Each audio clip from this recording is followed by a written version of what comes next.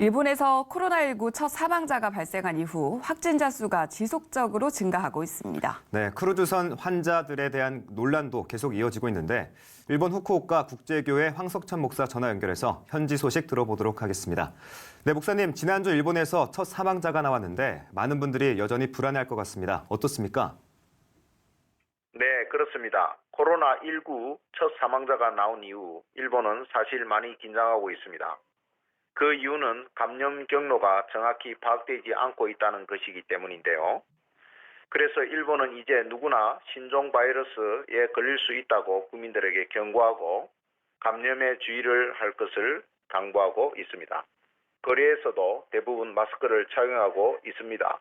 하지만 한국처럼 학교나 모임을 취소하거나 그런 사례들은 아직 나타나지 않고 있습니다. 네, 특히 크루즈선에서 발생한 환자들에 대한 문제가 국제적 이슈인데 현지에서는 어떻게 생각하고 있는지 궁금한데요. 네, 그렇습니다.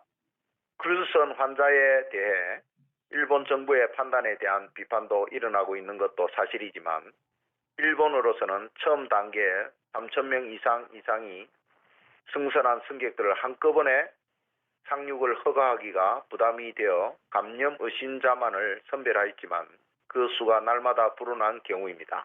한국도 한국인 승선자들의 문제를 심사 중인 것으로 알려지고 있습니다. 일본 방역 체계에 대한 비판이 있는 것이 사실이지만 일본의 특성인 신중히 하려는 것에서 오히려 어렵게 된 것으로 보인다. 아베 정부 대책으로는 일단 상태가 아주 심각한 자, 양성으로 판단된 자, 객실이 창문이 없거나 열 수 없는 방에 있는 자, 그리고 음성으로 판단된 자들 중 하선을 원하는 자들을 구분해서 하선시키고 특별 의료 시설에 격리 수용하는 것으로 발표하고 있습니다. 그리고 더 이상 확산이 일어나지 않게 국민 각자의 청결과 예방에 철저히 대응하기를 당부하고 있습니다. 네, 이번 코로나19를 대하는 각 나라의 태도와 반응이 다양하게 평가되고 있는데요. 일본 교회도 계속 어려움을 겪고 계실 텐데 어떻습니까?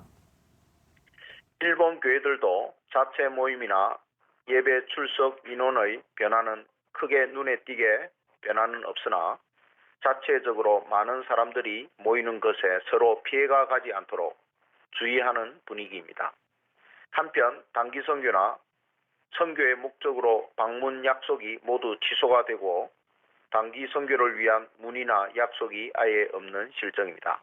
선교주의 어려움이 가중될 수밖에 없는데요. 이 모든 일들이 잘 이겨내고 다시 건강한 일상생활을 이어갈 수 있기를 기도하며 하루하루를 보내고 있습니다. 네, 전 세계가 여전히 마음을 놓을 수 없는 상황인데 무엇보다 선교지의 어려움이 커지고 있어서 안타깝습니다. 이 사태가 조속히 안정될 수 있기를 더 기도해야겠습니다. 네, 일본의 황석천 선교사와 얘기 나눴습니다. 전 세계적으로